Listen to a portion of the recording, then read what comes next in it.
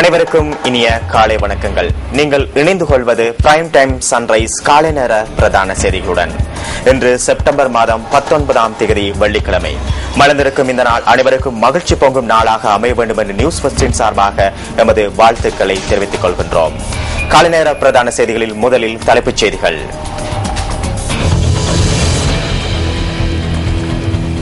ஊவா மாகாணத்தின் பாதுகாப்பு பலப்படுத்தப்பட்டுள்ளது.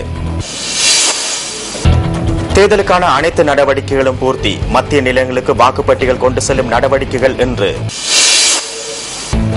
ஸ்கொட்லாந்து பிரிவது தொடர்பாக நேற்று நடைபெற்ற பொது வாக்கெடுப்பின் இறுதி முடிவுகள் இன்று காலை வெளிவரவுள்ளன.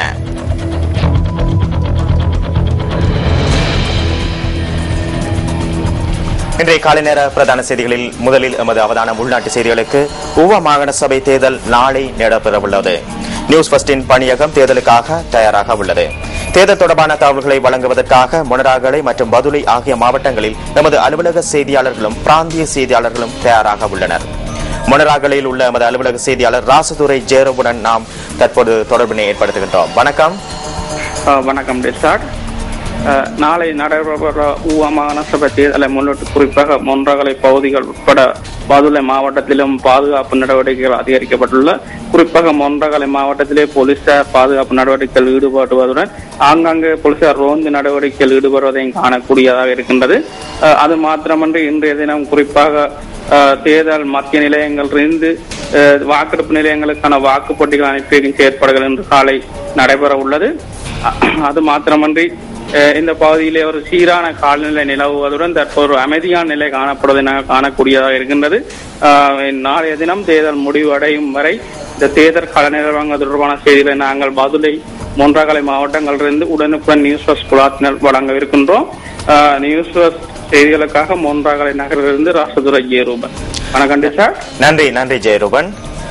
இதுபோல மகியங்கனையில் எமது அலுவலக செய்தியாளர் ஜூடின் சிந்துஜன் தற்பொழுது அங்கு இருக்கின்றார். அவருடன் நாம் நேரடியாக இணைப்பினை ஏற்படுத்துகின்றோம். வணக்கம் சிந்துஜன். பிரதேசத்துக்கு வந்துள்ளோம். இந்த பிரதேசத்தில் வாக்களிப்பதற்காக 9388 மக்கள் காத்திருக்கின்றனர். அதேபோல் 77 வாக்களிப்பு சாவடிகளும் இங்கு மையப்படுத்தப்பட்டுள்ளன. அதோடு இங்குள்ள மக்கள் பெரும்பாலும் அதாவது கமத்தொழிலை விவசாயத்தை அடிப்படை வாழ்வாதாரமாக கொண்டு வாழ்கின்றனர். அத்துடன் இங்குள்ள ஒவ்வொரு வாக்குச்சாவடிகளுக்கும் தற்போது போலீசார் குவிக்கப்பட்டுள்ளதை காணக்கூடியதாக இருக்கின்றது. அத்துடன் விசேட அதிரடிப்படையினரும் வாக்கெண்ணு நிலையங்களுக்கு அனுப்பி வைக்கப்பட்டுள்ளதாக எங்கள் டிஐஜி ரோஷான் ராணோ தெரிவித்துள்ளார்.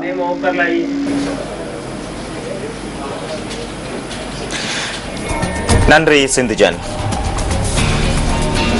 நாளை நடைபெறவுள்ள ஊவா மாகாண சபை தேர்தலில் 9,42,730 பேர் வாக்களிக்க தகுதி பெற்றுள்ளனர்.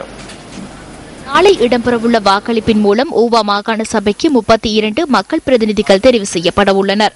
மாகாணத்தில் அதிக வாக்குகளை பெற்றுக் கொள்ளும் கட்சிக்கு 2 போனஸ் ஆசனங்களும் வழங்கப்பட உள்ளன.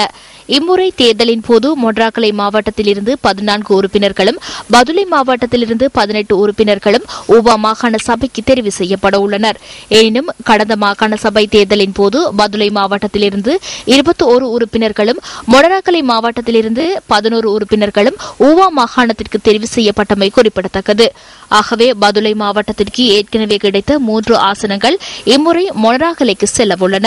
2 மாவட்டங்களதும் சனத்தொகையை கருத்தில் கொண்டு இந்த மாற்றத்தை மேற்கொண்டதாக தேர்தல்கள் செயலகம் தெரிவித்தது.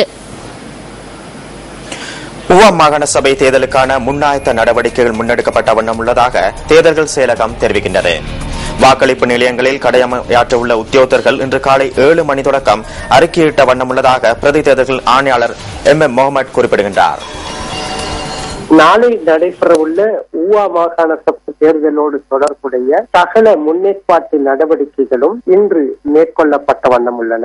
இன்று காலை 7 மணி முதல் பதுளை மற்றும் மொனராகலை மாவட்டங்களின் வாக்களிப்பு நிலையங்களில் கடமையாற்றுவதற்கான சிரேஷ்ட தலைமை தாங்கும் அலுவலர்கள் குறித்த வாக்குப்பெட்டிகள் விநியோகிக்கப்படுகின்ற நிலையங்களுக்கு அறிக்கையிட்ட வண்ணம் உள்ளார்கள். இவர்கள் இன்று முற்பகல் 10 அல்லது 11 மணி அளவில் ஊவா மாகாணத்தின் சகல வாக்களிப்பு நிலையங்களுக்குமான வாக்குப்பெட்டிகள் சகிதம் தத்தம் வாக்களிப்பு நிலையங்களுக்கான பாதுகாப்பு உத்தியோகஸ்தர்களோடு தெரிவத்தாட்சி அலுவலர்களால் விதிக்கப்பட்டுள்ள பாதைகளை பயன்படுத்தி பயணம் செய்ய இருக்கிறார்கள்.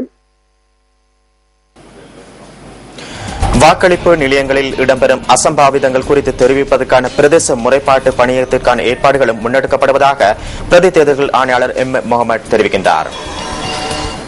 பிரதேச செயலகங்களில் நிறுவப்பட உள்ள முறைப்பாட்டு இணைப்பு நிலையங்களில் கிரேட்ட பிரதேச உதவி தெரிவத்தாட்சி அலுவலர்களும் அவர்களின் சக ஊழியர்களும் பணியில் ஈடுபடுத்தப்பட உள்ளார்கள்.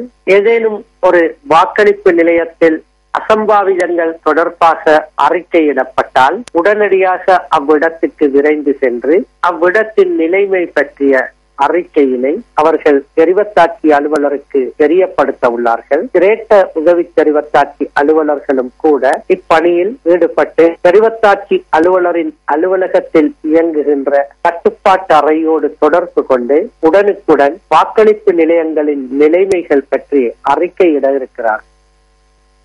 இதேவேளை நாளை நடைபெறவுள்ள ஊவா மாகாண சபை தேர்தலின் வாக்களிப்பு தொடர்பிலான முறைப்பாடுகளை தொலைபேசி மற்றும் தொலைநகல் மூலம் சமர்ப்பிப்பதற்கான சந்தர்ப்பம் வழங்கப்பட்டுள்ளது. இதன் பொருட்டு தேர்தல் செயலகத்தின் முறைப்பாடுகளை ஏற்கும் தேசிய பிரிவு நாளை காலை 6:30 முதல் செயற்படவுள்ளது.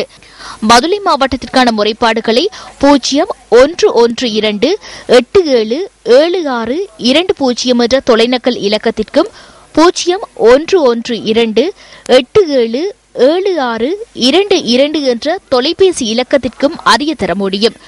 மொனராகலை மாவட்டத்திற்கான முறைப்பாடுகளை 0112877621 என்ற தொலைநகல் இலக்கத்திற்கும் 0112877622 என்ற தொலைபேசி இலக்கத்திற்கும் அறிவிக்க முடியும் என தேர்தல்கள் செயலகம் அறிவித்துள்ளது.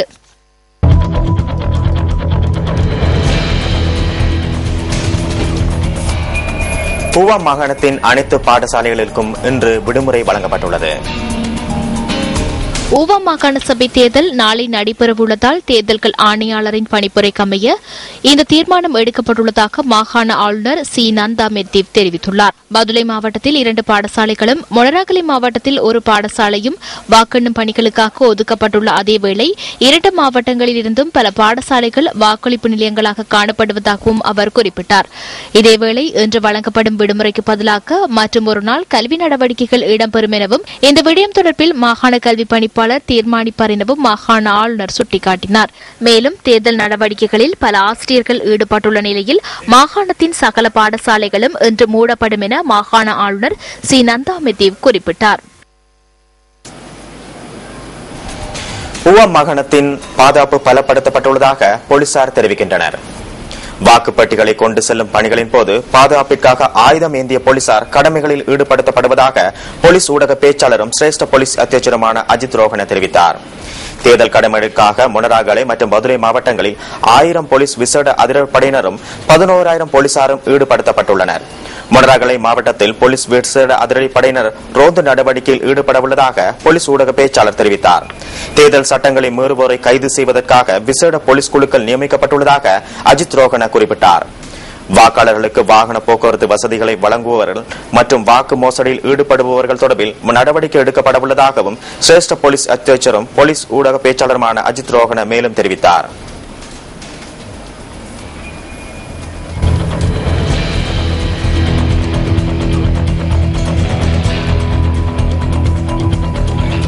ஆசிய நாடுகளின் அரசியல் கட்சிகளது மாநாடு கொழும்பு தாமரை தடாகம் கலையரங்கத்தில் இன்று ஆரம்பமாக உள்ளது. இந்த மாநாட்டில் ஜனாதிபதி மஹிந்த ராஜபக்ச கலந்து கொள்ள உள்ளார். ஆசிய அரசியல் கட்சிகளின் மாநாடு இன்று முதல் 3 நாட்களுக்கு நடைபெறவுள்ளது. ஆசிய வலயத்தில் உள்ள சகல நாடுகளினதும் அரசியல் கட்சிகளின் பிரதிநிதிகள் இந்த மாநாட்டில் கலந்து கொள்ள உள்ளனர். இந்த மாநாடு வருடந்தோறும் ஆசிய வலய நாடொன்றில் நடைபெற்று வருகின்றது. ஆசிய வலய நாடுகளின் அமைதி, பாதுகாப்பு மற்றும் அபிவிருத்தி போன்ற விடயங்கள் குறித்து இந்த மாநாட்டில் கலந்துரையாடப்பட உள்ளமை குறிப்பிடத்தக்கதாகும். இத்துடன் பிரைம் டைம் சன்ரைஸ் காலை நேர பிரதான செய்தி நிறைவு பெறுகிறது. தொடர்ந்து பிரஸ் ரிலீஸ் நிகழ்ச்சியோடு இணைந்திருங்கள். வணக்கம். 0114-896-896 www.newsfirst.lk. Feedback at newsfirst.lk.